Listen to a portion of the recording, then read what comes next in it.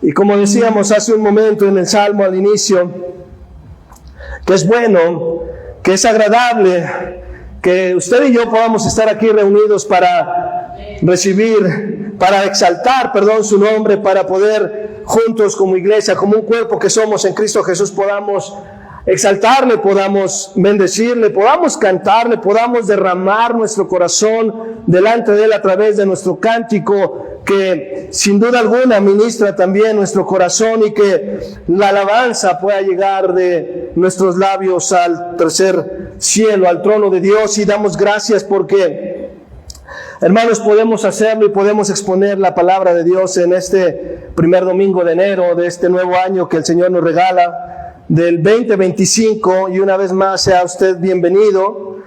Y a modo de introducción, hermano, quiero comenzar haciendo una pregunta. La pregunta es: ¿cuál es el propósito, cuáles son los propósitos que usted se ha trazado para este nuevo año? ¿Cuál es la lista, hermanos, de resoluciones que usted ha hecho para este año? Y sin duda alguna, hermano, cada inicio de año siempre hacemos resoluciones o trazamos metas, o que esas metas las esperamos cumplir a lo largo del año, ¿cierto? ¿No? Podemos trazar metas con relación a nuestra salud, con relación a nuestro intelecto, con relación a nuestra preparación profesional, conforme a nuestras finanzas, a nuestras cosas materiales, y podemos decirlo también que hacemos metas para nuestra vida espiritual, ¿cierto? ¿No? Decimos: ahora sí, ¿verdad? Voy a hacer aquello que el año pasado, ¿verdad?, no hice, o voy a hacer aquello que dejé de hacer, o voy a comenzar a hacer, ¿verdad? Ahora sí, Señor, te prometo, ¿verdad?, que le voy a bajar a la coca, te prometo que le voy a bajar a los tamales, Señor, pero, Señor, qué ricos son cuando hace frío, gloria a Dios. Y entonces nosotros hacemos eso, ¿verdad?, esas metas, y aquello que queremos hacer, todo aquello que alinea nuestras vidas conforme al principio bíblico, y es algo que usted y yo siempre hacemos. Y también creo que hay quienes definitivamente no determinan nada en su vida, ni metas, ni propósitos en su vida, ¿verdad? Simplemente es un nuevo año y hay que vivirlo, porque estamos aquí y no hay otra cosa que hacer. Y bueno, sin embargo, hermanos, para quien sí lo hace, solo sería una lista vacía si no tomamos la determinación de llevarla a cabo, y si nosotros no somos intencionales en hacerlo. Y para que esa lista, hermanos, esas metas, esas resoluciones, esas que usted determina para este nuevo año que Dios nos está prestando en este 2025, necesitamos elaborar siempre una estrategia. Siempre una estrategia. ¿Para qué? Es decir, hermanos, por ejemplo, si usted dice: en este año yo me propongo leer más.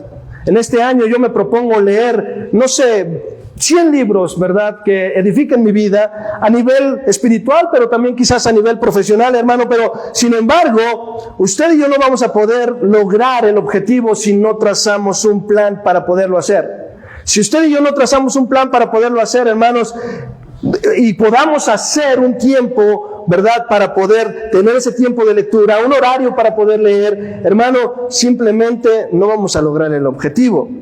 Cualquiera que sea la meta, hermano, y lo que usted y yo estemos determinando para este 2025, lo más importante a la hora de realizar, a la hora de cumplir esas resoluciones, hermano, lo más es importante para que adquiramos nuevos hábitos o dejemos malos hábitos en nuestra vida es el por qué lo vamos a hacer. Lo más importante es el por qué lo vamos a hacer. ¿Cuál es la razón del por qué yo lo quiero hacer? ¿Cuál es la motivación verdadera en mi corazón para poder yo realizar esos propósitos, para yo poder cumplir esas metas que nosotros nos estemos planteando en este inicio de año? Y hermano, el por qué va fusionado, va enraizado o entrelazado con nuestra identidad. Para poder lograr esas metas, tengo que saber quién soy yo para poder lograrlas. Y hermano, ¿qué entiende usted por la identidad? ¿Qué entiende usted por identidad? Porque muchas veces hablamos de eso, ¿verdad? Que la identidad, pero ¿qué es la identidad? ¿Qué es la identidad?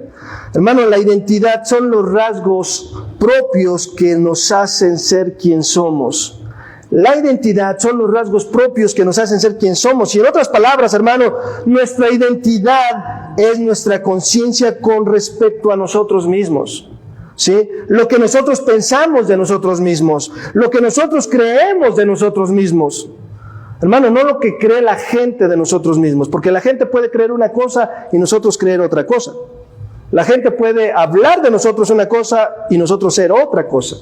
Entonces la identidad va en relación con eso, con mi conciencia de quién soy yo, con lo que nosotros pensamos de nosotros mismos, con lo que nosotros creemos de nosotros mismos.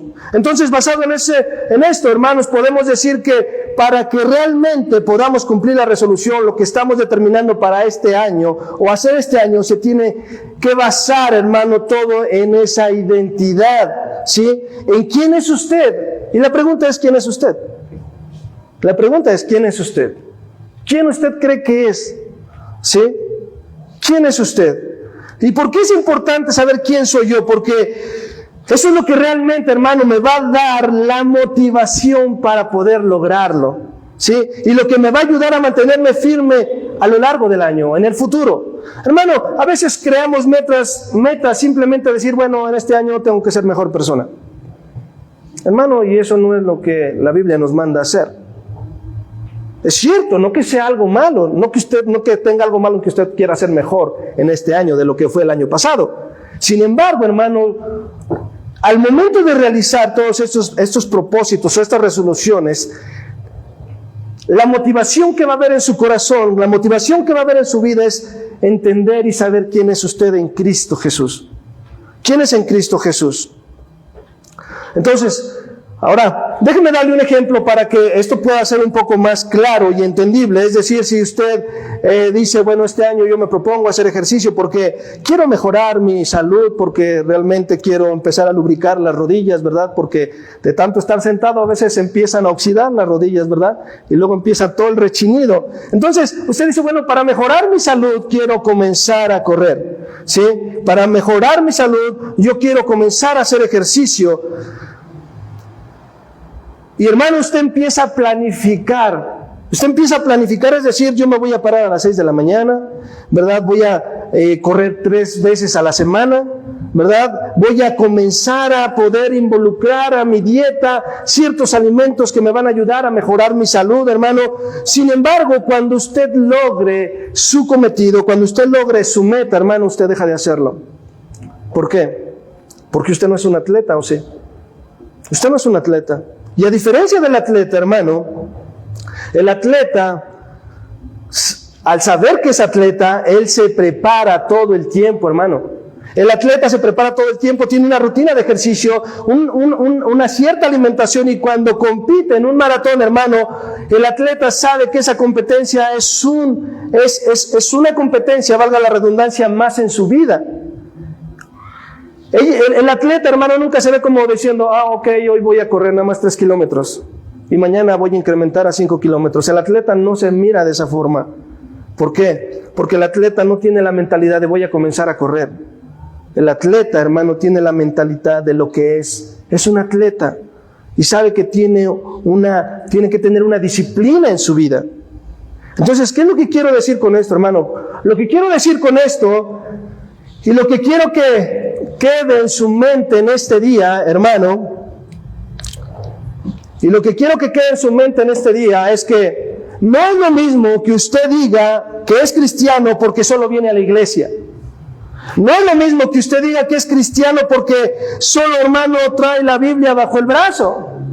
No es lo mismo que usted diga que es cristiano porque usted lee la Biblia, porque decimos ser cristianos porque nosotros cantamos y alabamos al Señor. No es lo mismo decirlo, hermano, sino que somos cristianos, o cuando decimos que somos cristianos es porque nuestra vida da evidencia de que realmente lo somos por nuestra manera de vivir. Porque nuestra vida está alineada a los principios de la palabra de Dios. No es porque usted venga a la iglesia, que es bueno venir a la iglesia. No es porque usted lea su Biblia, que es bueno leer la Biblia. Es porque mi vida demuestra que así es. Como el atleta. El atleta, usted sabe que es atleta porque usted ve su físico, usted ve si lo sigue, ¿verdad? Usted ve su carrera, usted ve su forma de vivir, usted ve su estilo de vida. Hermano, el atleta se tiene que preparar, el boxeador se tiene que preparar. Si el atleta descuida, el boxeador en particular descuida, o cualquier atleta, hermano, descuida estas cosas en su vida, nunca va a ganar la carrera, nunca va a poder ganar el round para que pueda ser campeón, no sé. Hermano, usted y yo no somos cristianos porque venimos a la iglesia. Somos cristianos porque damos evidencia en nuestra vida de que Cristo vive en mí, de que Cristo mora en mi vida, de que el Espíritu Santo controla mi vida, de que el Espíritu Santo me está guiando a toda la verdad de la palabra de Dios. Es por ello que Santiago, en el capítulo 3, vamos ahí, por favor, búsquelo. Santiago capítulo 3, del 13 al 16, lo voy a leer en palabra de Dios para todos. Santiago capítulo 3, versículos del 13 al 16. Nos dice así: hay entre ustedes alguien verdaderamente sabio y entendido, que demuestre su sabiduría con su buena conducta y con buenas obras hechas con humildad. El verdadero sabio no es orgulloso, pero si ustedes están llenos de celos y rivalidad, no tienen por qué dárselas de sabio. Su orgullo es una mentira que oculta, la verdad. Esa no es la clase de sabiduría que viene del cielo, sino terrenal, producto de la mente, aunque en realidad viene del demonio. Versículo 16, por eso, donde hay celos y rivalidad, también hay desorden y toda clase de maldad. Santiago dice, si tú realmente dices tener la sabiduría del cielo, tener la sabiduría de Dios, tener la sabiduría de la palabra, bueno, entonces demuestra esa sabiduría a través de tus hechos. Demuestra esa sabiduría a través de tus acciones. Ahora, déjame decirte que esto, hermano, será solo un sermón más que escuches en tu vida, y serán metas o resoluciones o determinaciones o propósitos vacíos si realmente tú y yo no tenemos nuestra identidad en Cristo. Si realmente tú y yo no nos identificamos con Cristo, hermano, simplemente será un sermón más en la vida de nosotros. Serán listas vacías. Así que el título de nuestro sermón el día de hoy, hermano, lleva por nombre Determinaciones o resoluciones para este nuevo año. Así que vamos a Colosenses capítulo 3, versículos del 1 al 17, y ahí es donde vamos a estar basando nuestra enseñanza el día de hoy. Colosenses capítulo 3, versículos del 1 al 17. Colosenses 3, del 1 al 17. Dice así: si ustedes pues han resucitado con Cristo, busquen las cosas de arriba, donde está Cristo sentado a la diestra de Dios.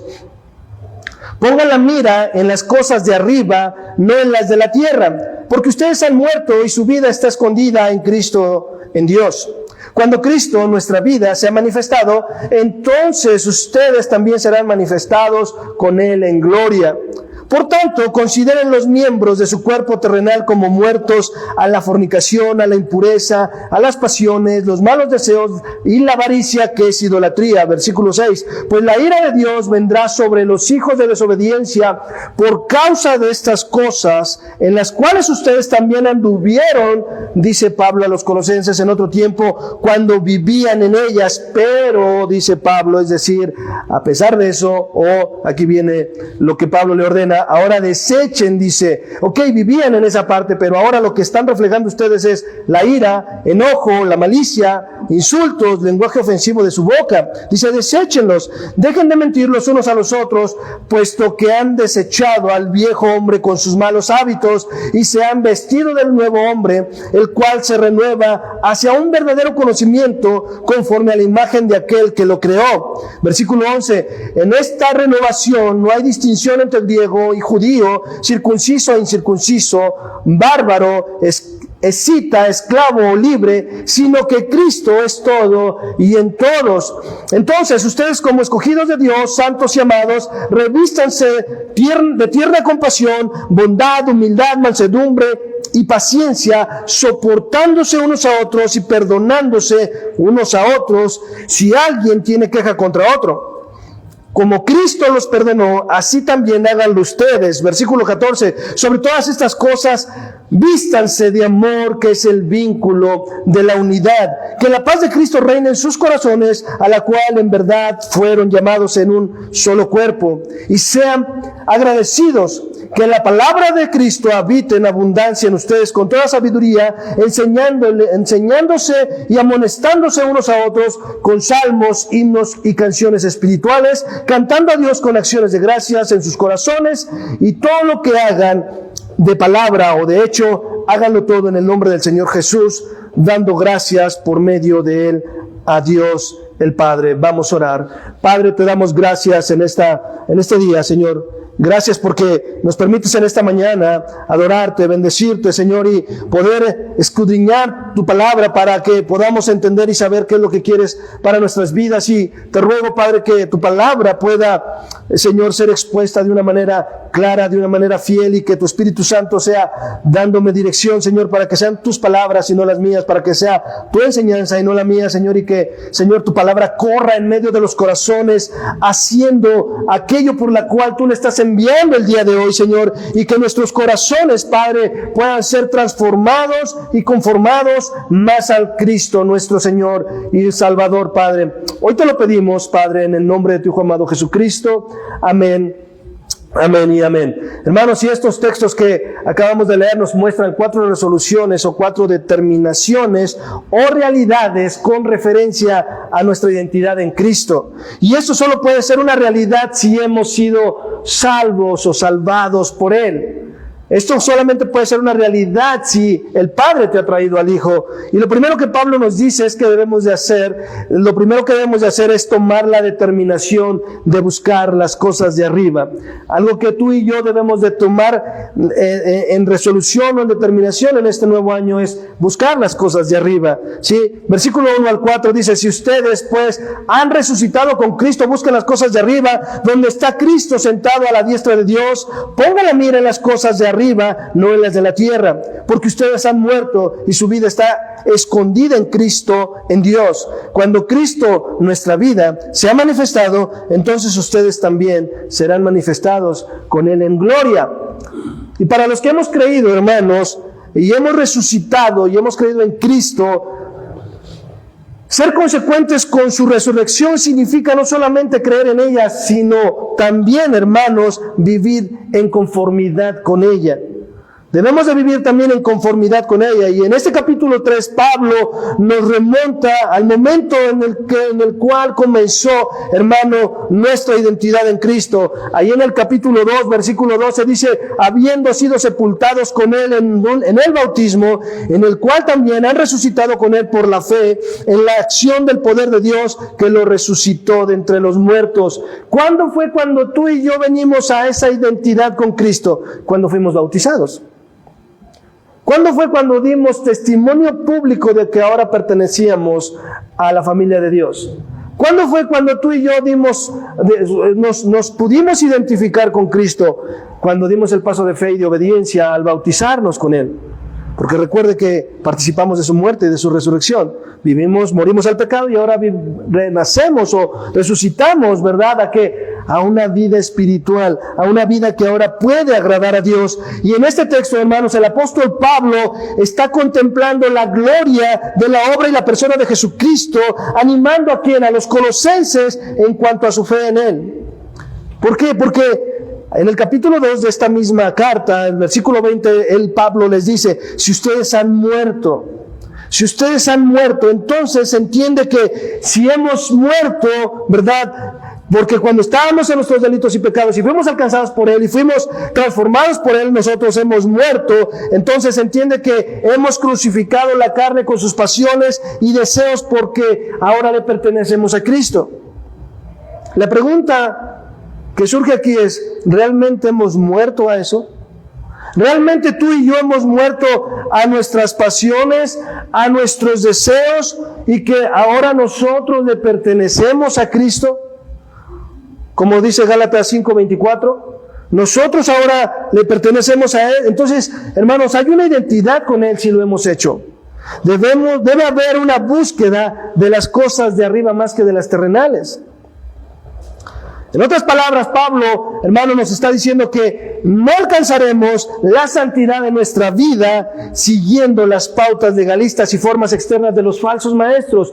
No lo vamos a lograr de esa manera. Entonces podemos leer esto de la siguiente manera: puesto que han muerto con Cristo, no deben sujetarse a las normas éticas de aquellos que no han muerto con Él, sino que siguen viviendo la vida carnal, aun si sus normas parecieran espirituales y religiosas. No podemos someternos. Entonces, para el apóstol Pablo, hermanos, solamente hay dos opciones. O estás en Cristo, eres una nueva criatura, o estás aún en el pecado y fuera de Cristo, sin Dios y sin esperanza. Para Pablo, hermano, no hay medias tintas, no hay un término medio. El teólogo Martin Lloyd-Jones dijo de esta manera, o expresó esto de esta manera: ¿eres cristiano o no lo eres? No lo puedes ser parcialmente. ¿Estás muerto o estás vivo? ¿Has nacido o no has nacido? Hermano, nuestra forma de vida tiene que dar evidencia realmente si estamos buscando las cosas de arriba o estamos buscando las cosas terrenales. Si tu vida está arraigada al cielo, o está arraigada a lo eterno, o estás arraigada tu vida a lo terrenal. La forma en la que vivimos da evidencia, y es por ello por lo que después de que Pablo les dice: si ustedes pues han resucitado con Cristo, él continúa diciendo: busquen las cosas de arriba. Ahora, cuando Pablo, hermanos, habla de buscar las cosas de arriba, esta frase, hermano, lo que está indicando es algo continuo, es algo en una perseverancia, es algo constante en nuestro diario vivir. No, hoy sí y mañana no. Pasado mañana sí y el sábado no. O toda la semana no y el domingo sí porque me toca venir a la iglesia. Hermano, lo que Pablo está diciendo al decir buscar las cosas de arriba indica esta acción continua y se refiere, hermano, al reino con la ternura, al reino celestial y a los valores espirituales que caracterizan a ¿quién? A Cristo. Tales como la ternura, la bondad, la mansedumbre, la paciencia, la sabiduría, el perdón, la fortaleza, la pureza y el amor. Cosas que tienen que estar en nuestras vidas. La pregunta es, ¿está? Y si está, ¿qué tan desarrolladas están?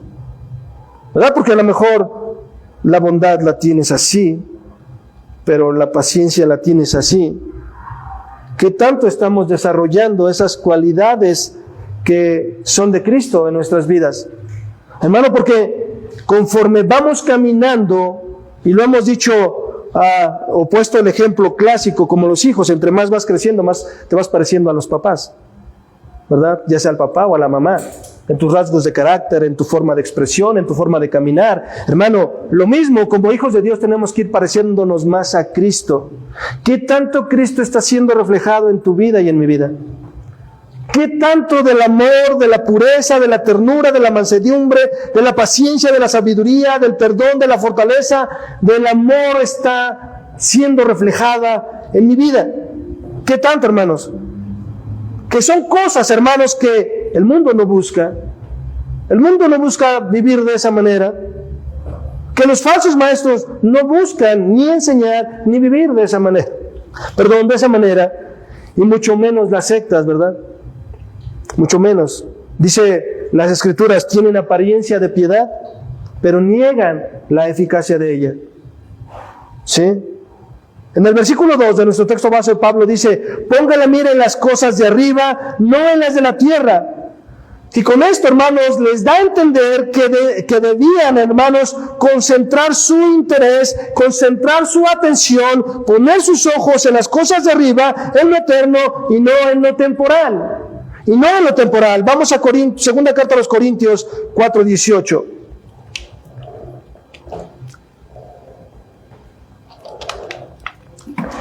Segunda carta a los Corintios 4:18, para ver lo que Pablo le dijo a los corintios con referente a esto. Le dice: al no poner nuestra vista en las cosas que se ven, sino en las cosas que no se ven, porque las cosas que se ven son temporales, pero lo que no se ve son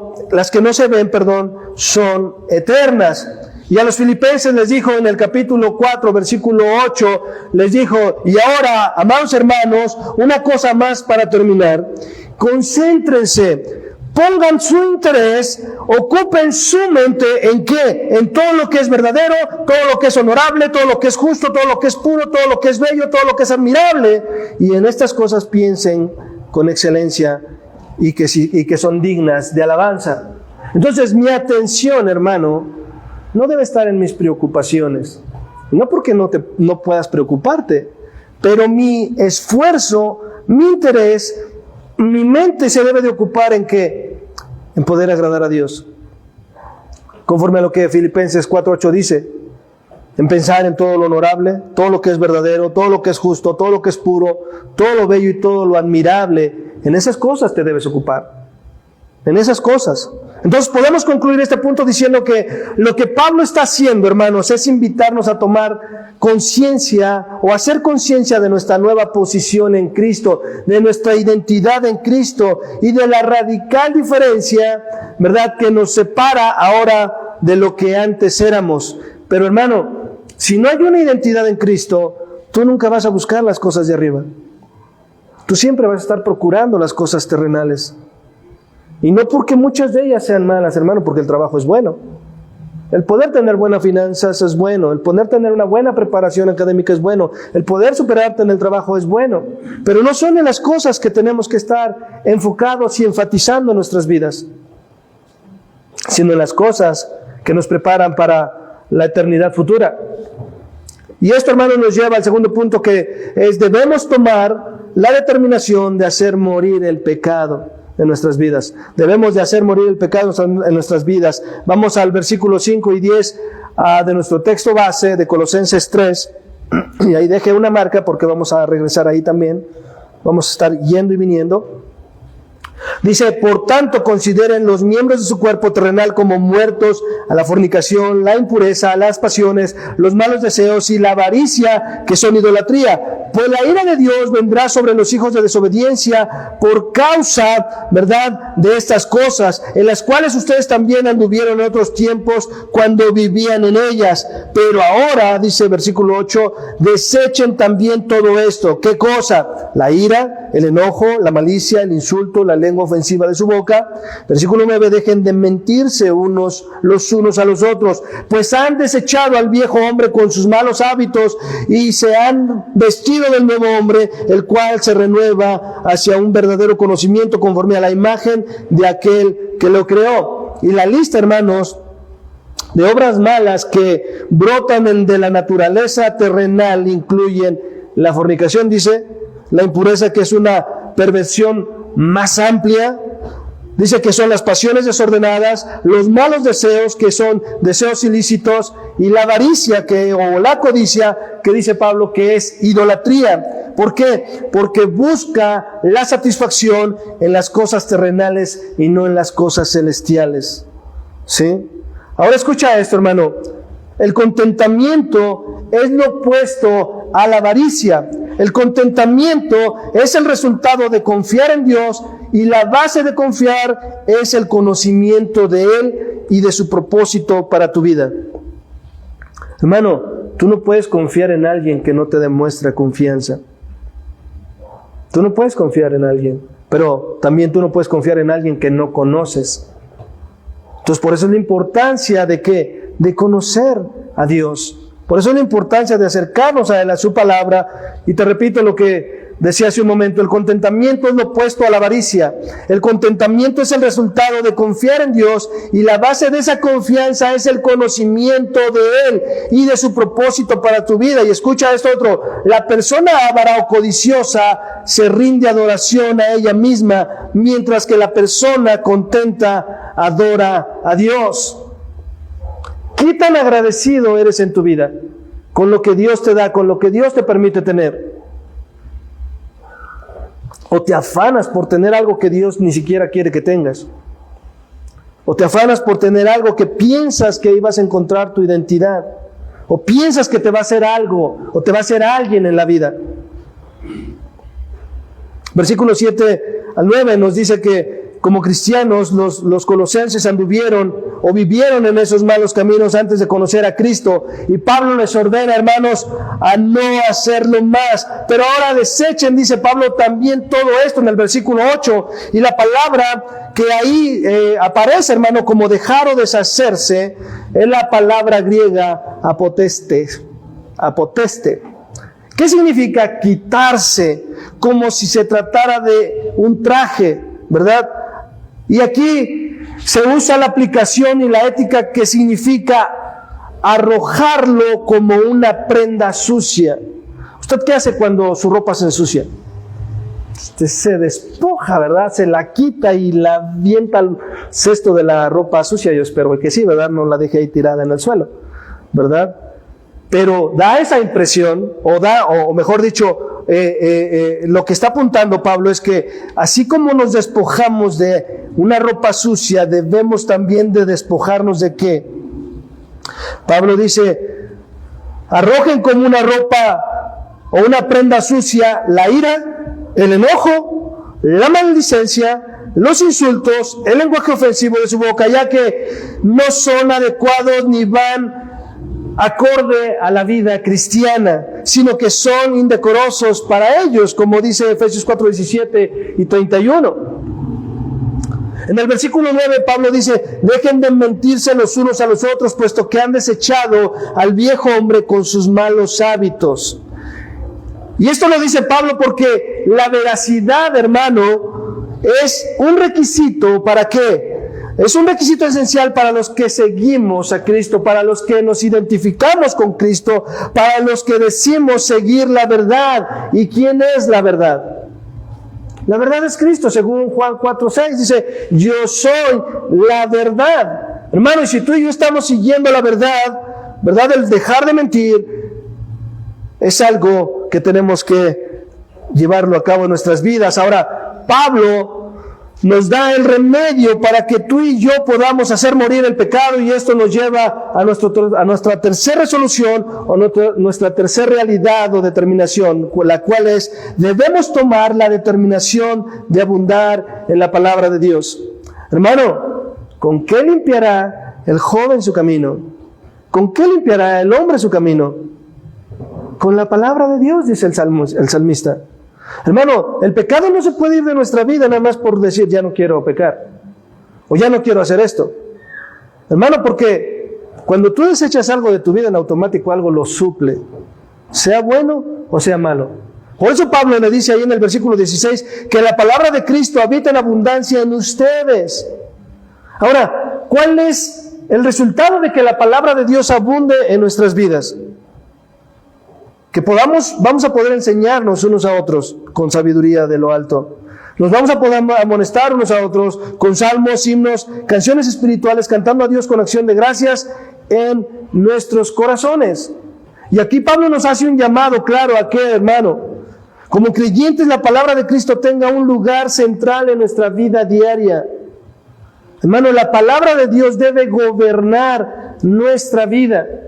No solamente debemos aprenderla, no solamente tenemos o podemos adquirirla de una manera intelectual o de una manera simplemente como leer cualquier otro libro. La palabra de Dios tiene que ser central en nuestro diario vivir, porque acorde a ello, hermano, al ponerla por obra, usted y yo vamos a reaccionar ante las circunstancias de nuestro día a día, conforme a lo que vivimos.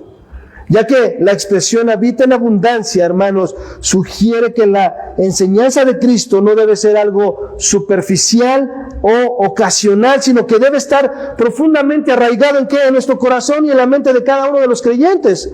En su mente, en su corazón, átalas a tu cuello, ¿verdad? Escríbelas en la tabla de tu corazón, no te apartes de ella, tienes que seguir por ese camino.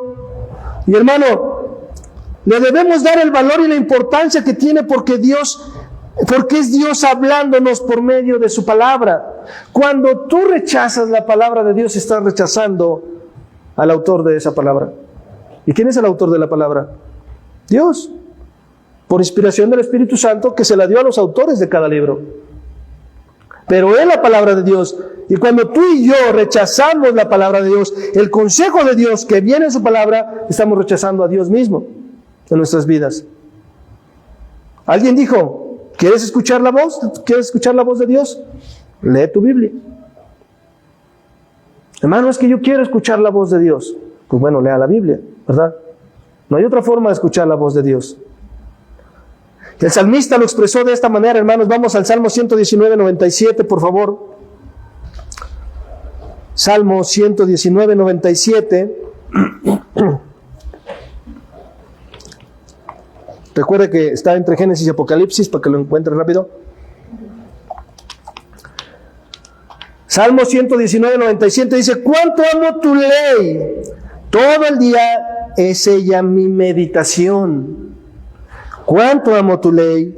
Todo el día es ella mi meditación. Y en ese mismo capítulo, en el versículo 113 nos dice: aborrezco y desprecio la mentira, pero amo tu ley, amo tu palabra, amo lo que te gusta a ti, amo lo que tú amas. Y la consecuencia de abundar en la palabra es que podremos, hermano, enseñarnos unos a otros, como les decía hace un momento, y podremos amonestarnos unos a otros, pero no con mi sabiduría, no con mi razonamiento, no con mi entendimiento humano, sino con la misma palabra de Dios. Y esto, hermanos, será una evidencia también de que no estoy imitando las conductas ni las costumbres de este mundo, sino que más bien estoy, hermanos, dejando que Dios me transforme en personas nuevas al cambiarme la manera de pensar. Entonces podremos, hermanos, o aprenderemos a conocer la voluntad de Dios para usted y para mí, la cual es buena, agradable y perfecta, como dice Romanos 12:2. No hay otra forma de que su vida pueda cambiar si no es por medio de la palabra de Dios, si no es por medio de dejarse renovar el entendimiento por medio de la palabra de Dios. Es por ello que Pablo dice, debemos de tomar la determinación de ¿qué? De abundar en la palabra de Dios. La pregunta es, el año pasado, ¿lograste leer la Biblia de tapa a tapa? ¿O en dónde te quedaste? ¿O ni siquiera la comenzaste? ¿O solamente hojeabas de vez en cuando la Biblia? Hermano, cada año que comienza es una oportunidad de volver a leerla nuevamente. Y eso es lo que tenemos como hábito aquí en la iglesia. Cada día, hermano, enviamos el devocional para darle una enseñanza a la iglesia, pero también para que ellos tengan el texto a leer ese día. Que a lo mejor dices, bueno, yo quiero usar un plan de lectura, está bien, pero léela. El que tú quieras utilizar, pero léela. Que cada fin de año diga, Señor, gracias porque pude leer una vez más tu palabra. Hermano, no podemos ser cristianos y desconocer las Escrituras. No podemos. No podemos, hermano. Es como el profesor de matemáticas, ¿verdad? No puede ser profesor de matemáticas si no sabe las matemáticas. Si no sabe ahí las cosas que conllevan las matemáticas, ¿verdad? La hipotenusa y que no sé qué y que no sé cuánto. Hermano, el mecánico no puede ser mecánico si no sabe hacer mecánica. Hermano, si dice que es mecánico y tú le llevas tu carro, ¿cómo te lo va a dejar y cómo te lo va a entregar? Hermano, si la palabra de Dios no abunda en tu vida, ¿cómo puede ser luz en medio de las tinieblas? ¿Cómo podemos ser luz en medio de las tinieblas? No se puede, hermano. Viviríamos en un fariseísmo nada más. Viviríamos en una religiosidad nada más. La palabra, hermanos, tiene que cobrar vida en mi vida. Y recuerda esto, vives en el mundo, pero no debes dejar que el mundo viva en ti. Y la única manera de hacer eso es que la palabra abunde en mi vida, que la palabra de Dios cobre vida en mi vida. Entonces, hermanos, hasta aquí hemos visto que debemos tomar, número 1, la determinación de buscar las cosas de arriba. Número 2, debemos de tomar la determinación de hacer morir el pecado. Número 3, debemos de tomar la determinación de abundar en la palabra de Dios. Y ahora, nuestro cuarto y último punto que uno debe determinar en este 2025 que la palabra de Dios nos aconseja. Debemos tomar la determinación de vestirnos del nuevo hombre. Amén. Versículos del 10 al 17 dice: y sean vestidos del nuevo hombre, el cual se ve renovado hacia un verdadero conocimiento conforme a la imagen de aquel que lo creó. En esta renovación no hay distinción entre griegos y judíos, circuncisos o incircuncisos, bárbaros, escitas, esclavos o libres, sino que Cristo es todo y en todos. Entonces ustedes, como escogidos de Dios, santos y amados, revístanse ¿de qué?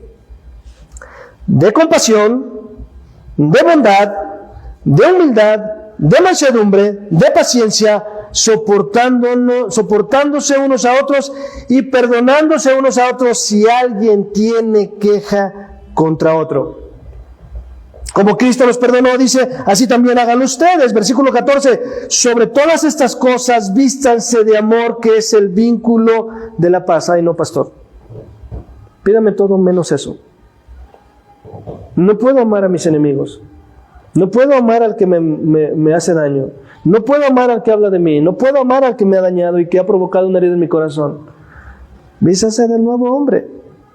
Versículo 15, que la paz de Cristo reine en sus corazones, a lo cual en verdad fueron llamados a un solo cuerpo, y sean agradecidos. Que la palabra de Cristo habite en abundancia en ustedes, con toda sabiduría, enseñándose y amonestándose unos a otros con salmos, himnos y canciones espirituales, cantando a Dios con acción de gracias en sus corazones. Versículo 17, y todo lo que hagas de palabra o de hecho, háganlo todo en el nombre del Señor Jesús, dando gracias por medio de Él a Dios el Padre.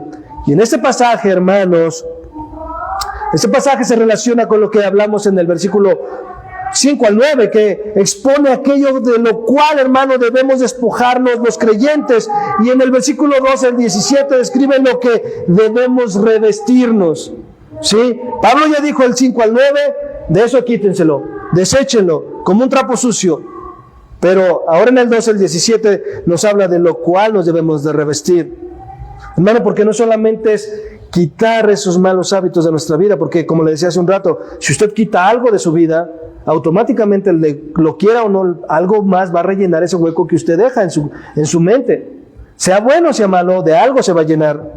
Pero Pablo dice, bueno, revístanse de estas cosas, ¿verdad? Entonces, esto, hermanos, actúa como un puente de transición en el abismo que separa al viejo hombre con el nuevo hombre. Pero, ¿qué es el viejo hombre? El viejo hombre es el hombre, hermano, no regenerado. Es el hombre anterior, o es la vida anterior que llevábamos, ¿verdad? Que heredamos ¿de quién? De Adán. Y el viejo hombre pecaminoso, corrompido y detestable, está viciado conforme a los deseos engañosos, como dice Efesios 4:22, hermano. Y por ello es que nosotros ahora estamos en Cristo, no en Adán. Y ese nuevo hombre, por su parte, es el hombre que ha sido regenerado por medio del Espíritu Santo y que da respuesta, ¿verdad? Una respuesta positiva y favorable a lo que Dios está pidiendo para nuestras vidas. El nuevo hombre es la nueva criatura que Pablo está mencionando en segunda carta a los Corintios, capítulo 5, versículo 17.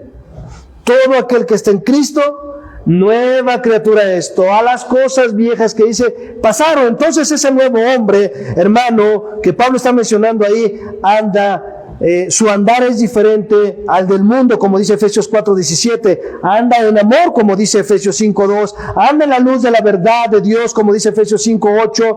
Y en sabiduría, como lo menciona en el 5:15.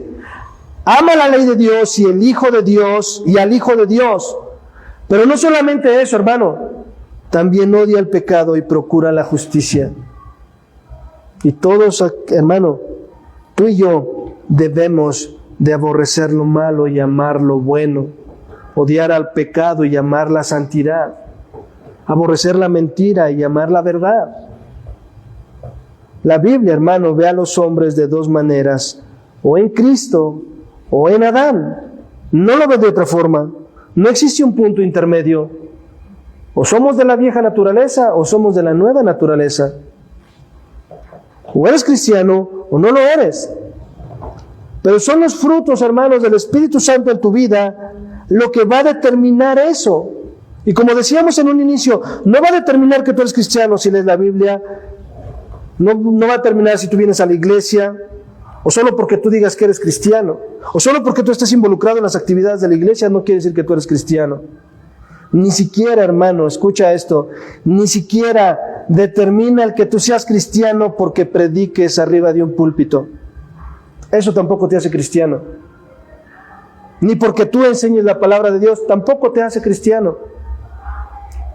Ya que todo esto es y será siempre el resultado de vivir para Cristo y en Cristo, y el resultado de que hemos muerto con Cristo, pero también hemos resucitado con Cristo, y que ahora tenemos, hermano, o nos identificamos con Él, que no somos ajenos a Él, que no somos ajenos a su salvación, no somos ajenos a su palabra, no somos ajenos a su obra. ¿Por qué? Porque hay una identidad con Él. Me identifico con Él, y si me identifico con Él, voy a querer hacer su voluntad y no la mía. Buscar las cosas de arriba y no las de la tierra, hermano. Es por ello que el versículo 17 termina diciendo: y todo lo que hagas, de palabra o de hecho, háganlo todo en el nombre de Jesús. En otra porción de las Escrituras dice: todo lo que hagas, hazlo como para el Señor y no para los hombres.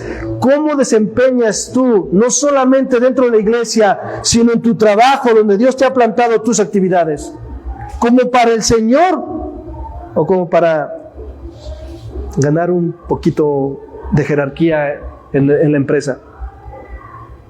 Porque aunque no te den un puesto más alto, si tú lo haces como para el Señor, estás agradando al Señor, hermano.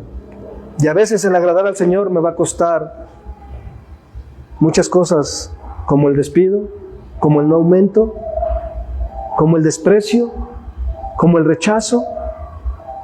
Pero Pablo termina diciendo en este versículo: todo lo que hagas, de palabra o de hecho, háganlo todo en el nombre del Señor Jesús, dando gracias por medio de Él a Dios el Padre. Entonces, hermanos, podemos concluir diciendo que nuestra resolución, nuestra determinación para este año 2025 debe ser agradar a Dios. Debe ser agradar a Dios, no otra cosa. Debe ser agradar a Dios, y bajo estas 4 realidades que acabamos de ver. Y no solo este año, hermano, sino todo el resto de la vida que Dios nos permita aquí en esta tierra.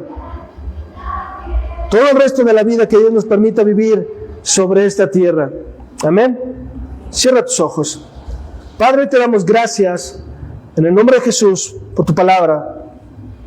Te damos gracias porque, Señor, estas 4 realidades deben ser una realidad. Estas 4 resoluciones deben ser una realidad en nuestras vidas, Señor, de poder buscar, Señor, las cosas de arriba, de poder, Señor, hacer morir el pecado en nuestras vidas, que aún batallamos con él, Señor, porque, Señor, muchas veces bajamos la guardia, bajamos la oración, le damos pauta, le damos paso al enemigo, Señor, para que haga estragos en nuestras vidas. Y Padre eterno, que a través de abundar en tu palabra podamos seguir avanzando, podamos seguir agradándote, podamos seguir siendo transformados a tu imagen y a tu semejanza, Padre, para que podamos ser revestidos del nuevo hombre, Padre, porque no queremos solamente domesticar esa vieja naturaleza, Señor, queremos que nuestra naturaleza cambie por tu naturaleza, la naturaleza que obtuvimos cuando tú moriste en la cruz del Calvario, cuando tú resucitaste al tercer día, y cuando tú, Señor, ascendiste a lo alto y que ahora estás a la diestra del Padre, siguiendo obrando en nuestras vidas, siguiendo intercediendo en nuestras vidas, Señor, siguiendo haciendo la obra en nuestras vidas. No quiere decir que porque tú te fuiste, entonces tú no sigues operando, Jesús, en nuestras vidas. Sin embargo, Señor, mandaste al Consolador para que eso pudiera ser una realidad en nuestras vidas. Es por ello, Señor, que te pedimos que para este nuevo año, lo único que queremos y que anhela nuestro corazón es poder agradarte a ti. Ayúdanos, Señor, para que podamos hacerlo con temor y temblor, no porque queramos ser vistos de la gente, sino porque queremos ser conocidos en el cielo, aunque seamos desconocidos aquí en la tierra, Señor. Hoy te lo pedimos, Padre, todo esto en el nombre de tu Hijo Jesucristo. Amén, amén y amén. Denle una ofrenda de palmas a nuestro Señor, hermanos, porque Él es bueno.